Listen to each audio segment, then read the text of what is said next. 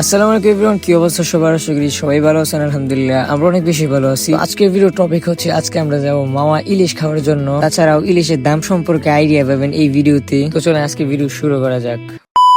তো আমাদের গাড়ি ছাড়ার সময় ছিল রাত 9টা গিয়াসপুর থেকে। আর সবকিছুর টাইম উল্লাপাল্লা হইলো, কিন্তু এবারের ট্যুরের সময়টা উল্লাপাল্লা হয় না কম। আর কথা বলতে বলতে অলরেডি আমরা এসে পড়ছি কাপাসিয়া। আর এই শর্ট ভিডিওটা আমি খুবই সংক্ষিপ্ত বানানোর চেষ্টা করবো। হঠাৎ করে কেন জানি বৃষ্টি শুরু হয়ে যায়, আর প্রচুর পরিমাণে বৃষ্টি পড়তেছিল রাস্তায়, তার মাঝখানে জ্যাম। আমরা ভাবতেছিলাম আজকে ঠিকঠাক যাওয়া হবে তো। আর এইসব বলতে বলতে এয়ারপোর্টের একটু আগে একটা গ্যাস পাম্পে গ্যাস নেই গাড়িতে, যার কারণে ছোটখাটো একটা ব্রেক পাওয়া যায় সবাই। আর আমি ওই মেন ভিডিওর জন্য ইন্ট্রো দিয়ে দিই। তো এখান থেকে মোটামুটি বৃষ্টি ছাড়াই আমরা চলে আসি 300 ফিট। যদিও এখানে দাঁড়ানোর কোনো রিজন নাই, আর কয়েকটা ছবি তোলার জন্য আমরা সবাই দাঁড়াইছিলাম কিছুক্ষণ। আর যেহেতু মোটামুটি রাত্র অনেক হয়ে গেছে, তার কারণে গাড়িটারও তেমন ভিড় নাই। যাই হোক, এগেন আমরা ব্যাক করলাম মাওয়া যাওয়ার উদ্দেশ্যে। তারপর আস্তে ধীরে আমরা ডিরেক্ট চলে যাই মাওয়া। যেহেতু এর আগে আমি কখনোই মাওয়া যাই নাই, যার কারণে আমি খুবই এক্সাইটেড। এবং আমার সাথে অনেকজন, আমাদের গাড়ির ড্রাইভার ছিল আমাদের এলাকার বড় ভাই, যার কারণে তার পরিচিত দোকান ওইখানে আমরা ডাইরেক্ট চলে আসি এবং দামাদামি করতে থাকি ইলিশ। আর মাওয়া এসে যদি আপনি ইলিশ দামাদামি না করতে পারেন, তাহলে এত বড় এক লস খাইবেন যা পরে আপনি উপলব্ধি করতে পারেন। আর এখন ভিডিওর মধ্যে যে দুইটা ইলিশ দেখতে পাচ্ছেন, এগুলো আমরা নিয়েছিলাম। যা প্রথমে জিজ্ঞাসা করার পরে তারা এটার মূল্য বলে এই দুইটার 2600 টাকা। আর তারপরে এটা আমরা দামাদামি করে মাত্র 1000 টাকায় নিয়ে নিই। তো এখন একটু চিন্তা করেন, যে জায়গায় 2600 টাকার মাছ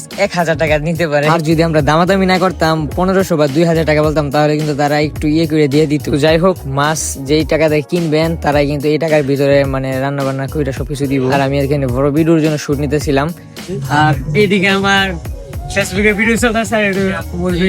বেগুন ভাজি সহ বাকি যা যা মশলা টসলা আছে সবকিছু দিয়া অলরেডি এইদিকে রান্নাও বসায় দেয় তারা। আর সরিষার তেলে এই ইলিশ গুলো দেওয়ার পরে যা একটা গ্রান আসতেছিল ভাই, এটা বলে বোঝানোর মতো না। তো যাই হোক, অনেকেই বলে ভাজা মাছ নাকি উল্টায় খাওয়া যায় না, মানে এটা অনেকজনকে বলে। তো আজকে আমি এটা ট্রাই করবো, যেহেতু একটা সুযোগ পাইছি। তো যাই হোক, ভিডিও করার জন্য একটু মাছগুলা আর বেগুন ভাজি গুলা লাড়া টাড়া দিতেছিলাম। তো যেহেতু ওইদিকে রান্না হইতেছিল, আবার সাইডে মেলা টাইপের একটা কিছু আসছিল, তার কারণে আমরা এখানে চলে যাই একটু মজা করার জন্য। ফার্স্টে আমরা দাঁড়া যে বক্সিং এর এইখানে আমি সজীব একটা চ্যালেঞ্জ দিই, কিন্তু ওইভাবে সে মারতে পারে নাই। আর সজীবের এটা শেষ করার পরে আমি আরেকটা গেম ট্রাই করি, এটার নাম আমি জানি না, আপনারা যদি কেউ জানেন অবশ্যই কমেন্ট সেকশনে জানায় দিবেন। আর ওইখানে বাকি যারা যারা ছিল সবাই টুকটাক অনেকগুলা গেম ট্রাই করে।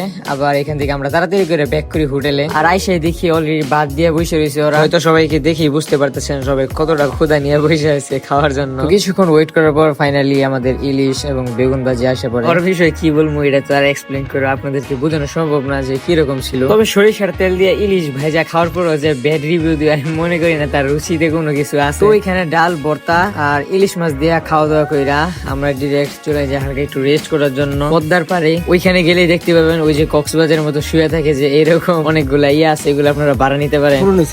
কি নামছি নদীর কই নামছেন আপনি? এই যে সরের নিচে। আচ্ছা, অনেক জনে যে কয় ওই যে ব্রিজ করলে নাকি, এই যে মামু এটা কিন্তু পদ্মা সেতু, ঠিক আছে? ওই যে দেখা যাইতেছে এটা কিন্তু পদ্মা সেতু। এখন পদ্মা সেতু করলে নাকি মাথা লাগে, এটা কি সত্যি? সত্যি মামা, আমি বিশ্বাস করি না মামু। আপনি কেমন বিশ্বাস করবেন যে মাথা লাগে? মানে এটা কি লজিক? এটা কি লজিক যে মাথা লাগবো পদ্মা সেতু বানাইলে? এটা একটা তেমন লাগে বলে, এটা একটা মানুষই যে কোনো জিনিস করলে। যদিও এই কথাগুলো ছোটবেলা থেকে শুনে আসছি, তবে বিশ্বাস করি না, আমি জানিও না কতটুকু সত্য। আর আমরা এখন আসছি একটা চায়ের দোকানে চা খাওয়ার জন্য। আর আমাদের প্ল্যান ছিল এখান থেকে চাটা খায়া হালকা একটু রেস্ট করে আমরা বেরিয়ে পড়বো আমাদের বাড়ির উদ্দেশ্যে। কিন্তু হঠাৎ করে আমাদের প্ল্যানটা চেঞ্জ হয়, যেহেতু মাওয়াতে আসছি আর এখানে পদ্মা নদীতে যেমন এটা তো কখনই হইতে পারে না, যার কারণে আমরা এখানে সকাল হওয়ার জন্য ওয়েট করতে থাকি। আর সকাল হওয়ার সাথে সাথে আমরা বোট নিয়ে বেরিয়ে পড়ি। আর সকালবেলা এই ভিউটা দেখার পরে সারা রাতের ক্লান্তি দূর হয়ে যায় আমাদের সবার।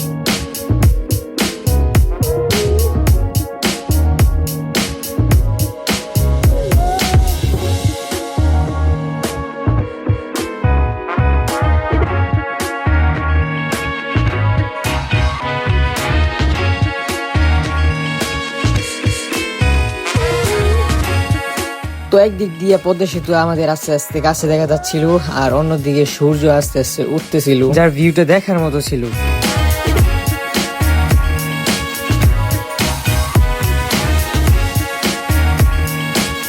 তো এখান থেকে আমরা ডিরেক্ট চলে আসি আর বাসার উদ্দেশ্যে রওনা হই। তো গাইস এই ছিল আজকের ভিডিও। আর যদি বলি ইলিশের দাম নিয়ে তুলনামূলক ভাবে আর থেকে অনেকটা কমে গেছে। তো আপনিও চাইলে বন্ধু বান্ধব কিংবা ফ্যামিলি নিয়ে ঘুরে আসতে পারেন এবং ইলিশ ট্রাই করে আসতে পারেন। তো এই ছিল আজকের ভিডিও। ভালো থাকবেন, সুস্থ থাকবেন, আল্লাহ হাফিজ।